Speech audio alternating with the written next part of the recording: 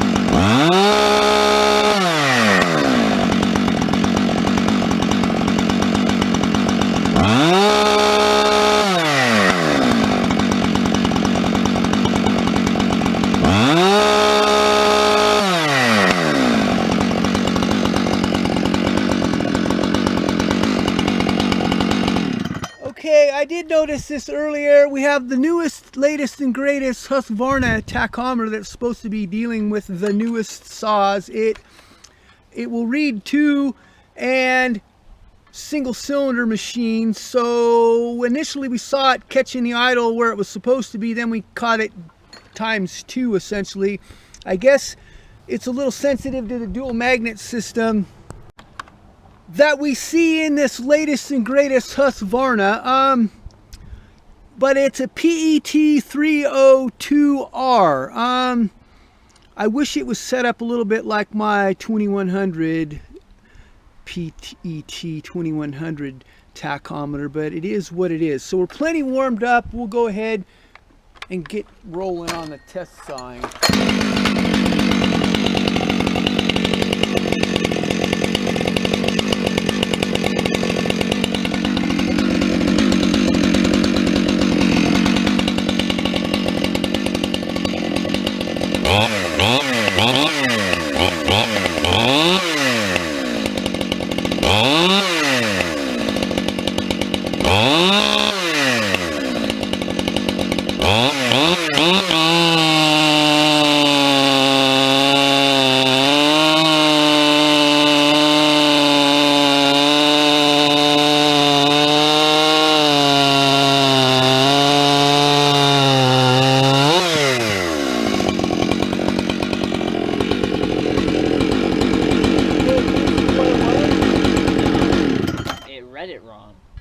What you're going to tell them a number because you got to divide it by 16,000 RPM. How do you like that? Go ahead and talk into the mic, bud.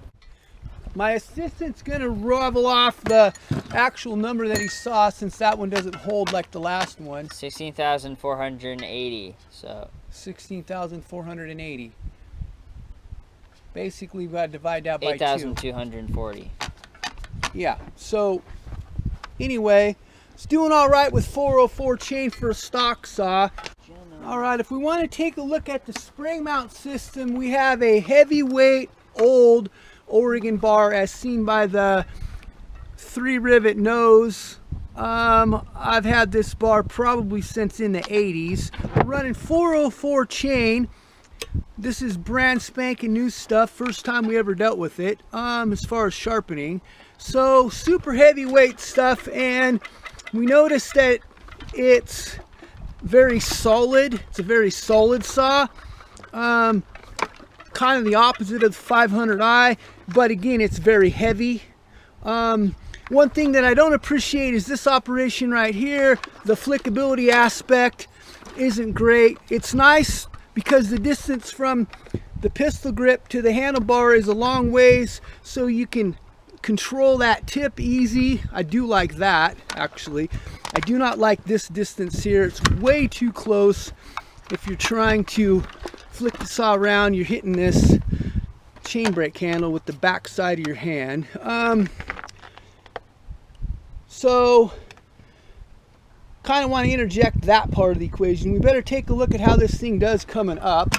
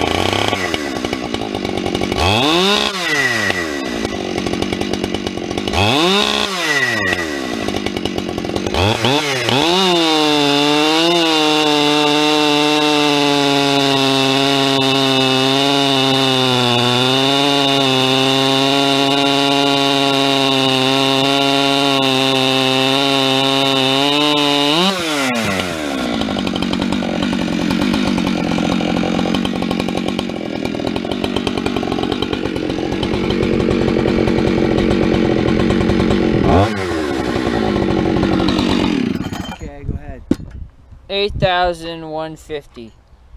So we're pulling on this thing quite a little bit, we being me, and it's actually doing all right for a completely bone stock saw. But if we want to take a look at them kind of side by side, I'm thinking you can see how much bigger this 590 saw is. It's taller,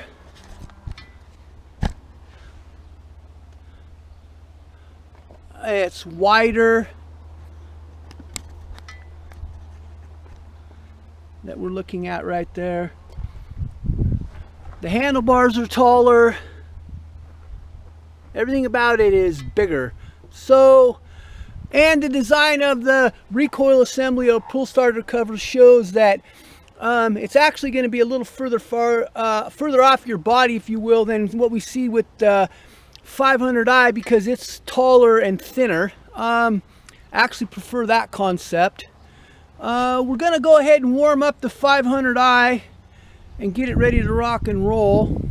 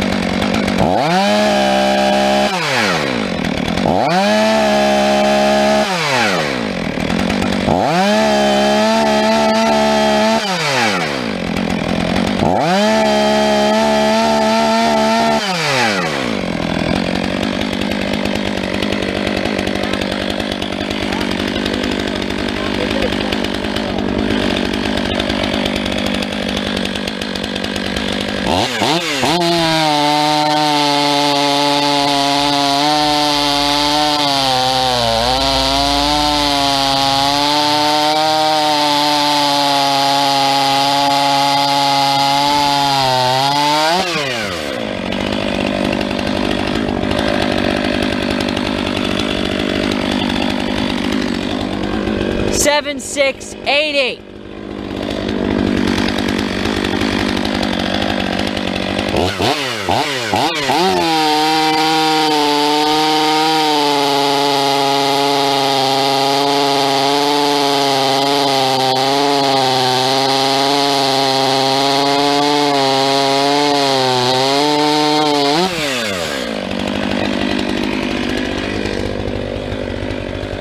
Five, 502.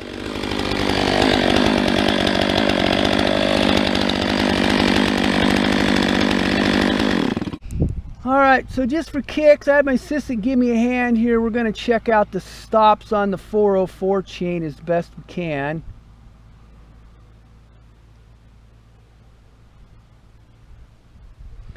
They're looking like mid-50s as well. I thought they were more like around 50. So somewhere between 50 and 55 probably. This one's 52 on the opposite side. So again, we're floating those with the file at home by hand. I like to get them kind of close, looking for smoothness. Looks like this chain gave the stock 500i run for its money. We're going to swap it out, put it on the 590 or whatever it is again, and then we're going to see how it does, since now we're getting in a little bit of a knot section. We managed to get the bar and chain swapped out.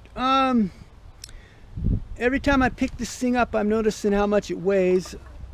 We definitely have the chain plenty tight in this operation. They kind of have a little bit different shape to the dogs. I kind of like the dogs in a way. They're a little small for a 3-foot bar though. At least that's what I found out. Again, I ran this saw a little bit with some, I guess technically some inland fur, so it's pretty hard stuff, and I ran it with a 3-foot bar, and it was actually moving right along for a stock saw, I thought. We sawed off against the 500i, and we'll be viewing that video at some point as well. We're pretty much warmed up, so we're going to give her a run, then we'll kind of power down at the end.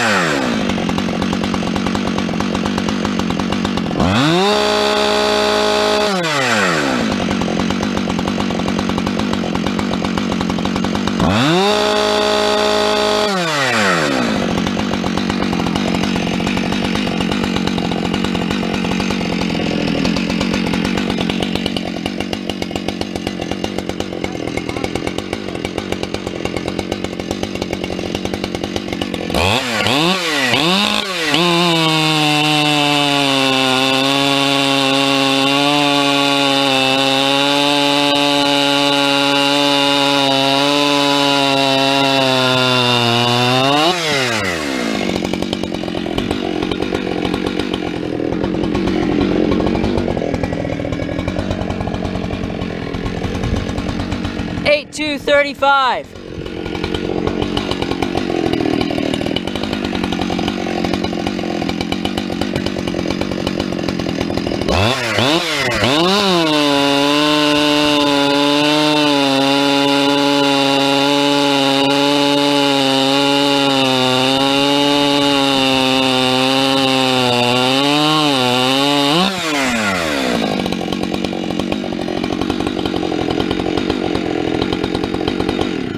What happened? You didn't catch it?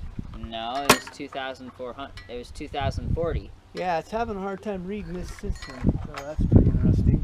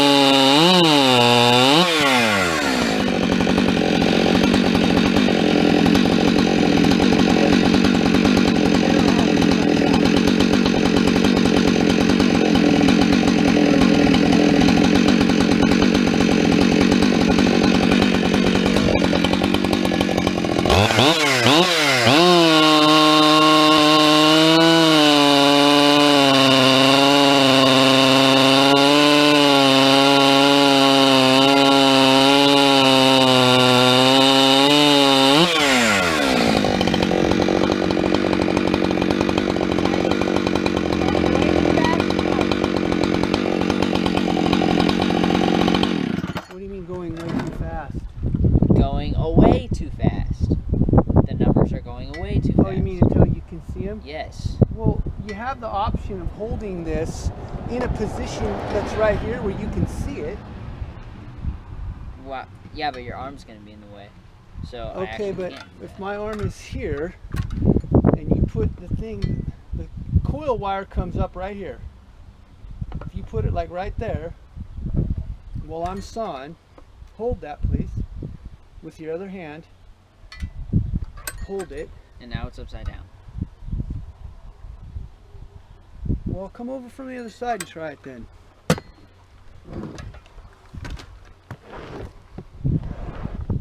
Editing night. What do you guys make? What? What do you make with all the slabs of wood? My wife likes to burn. Oh, really? So you cut them in rounds for her? Yeah. Wow. Okay. I figured it was some creative project. No, nothing. No. Oh. Sorry. No, that's okay. We make better saws. That's what we do.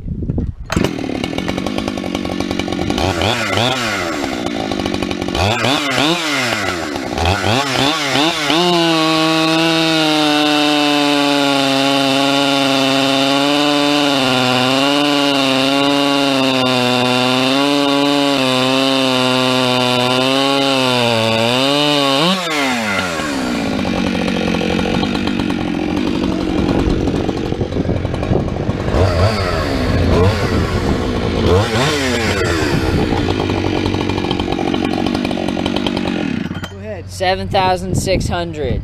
I was working against the noise of the truck that went by. Trying to drown it out, I guess. Thanks for your help, bud. You're welcome. You're off the hook. Hey, can you take those tools back in their shop though, please? Sure. Thank you. Okay, so we were testing out the new tack and the new saw. We're having a little bit of a problem. It seems like getting it read. The last run with the newest Husqvarna, at least newest that I know about, seemed like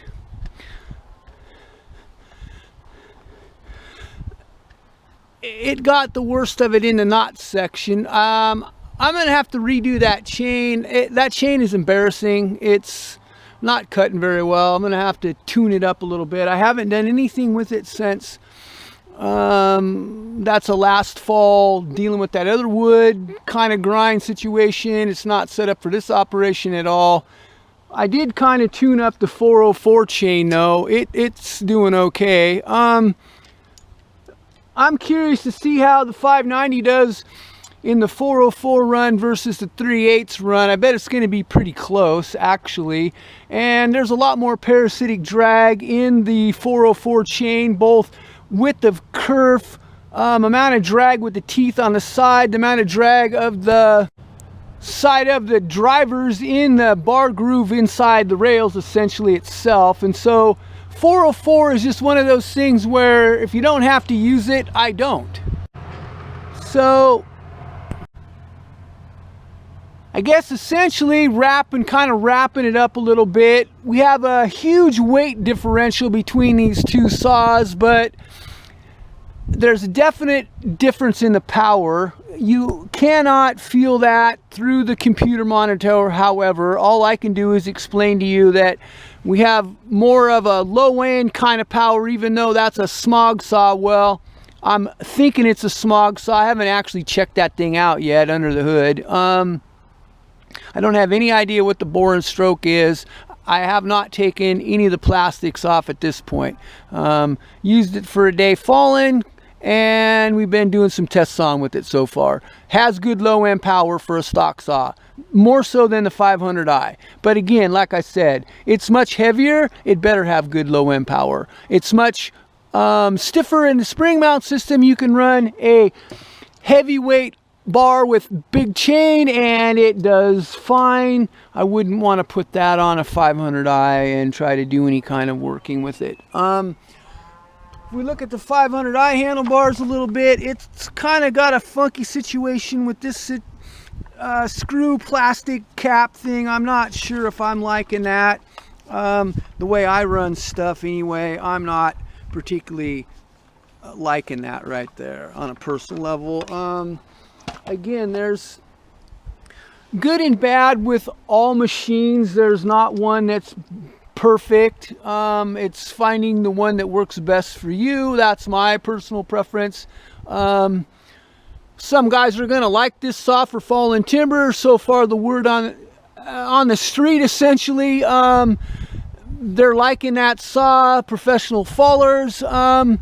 I don't know if it's supposed to replace the 390 and the 395, or if it's just going after the 395 or just after the 390. I honestly, I don't know. I know that it's a lot heavier than a 390, half a pound or something like that. It's got better power than a 390 in stock form, however, like much better power. So trade-offs in this life. It would have been nice to see that saw be a lot lighter in weight on a personal level. 19.8 to 20 pounds, fully laden with fuel and oil, ready to go. This one's coming in about 16.7 or something like that. So they're not even in the same ballpark weight-wise. It's not even, it's so far a differential between these two, it's not even funny. Once these come out on the market and a guy does a little bit of, I guess, saw shop makeover, if you will, I'm thinking there's going to be quite a bit of difference and they're going to be very well received at that point. The 500i's do come around nicely. So kind of did a lot of yammering, but this is the first kind of saw-off session I've had the opportunity. That's not true. Me and Gary were doing a saw-off session. I had a 3-foot bar on that saw and a 32 on that saw, and we were watching the 590 go to town. So anyway, long-winded session because we're talking about two of the newest saws out there right now, and it's always kind of fun to compare, see how things are functioning and see how they do against each other in these soft situations. I'm not going to be able to do any work to that saw, the Husqvarna, because it's a prototype saw. Technically, I'm going to run it for whatever length of time they are gracious enough to allow me to have it for, and then I'm going to send it back. So we are going to zip the 500i. We're going to go as far as we can go with that saw. They actually kind of come around at that point. Alrighty, well, thanks for watching this session. Have a blessed day wherever you might be on God's green earth.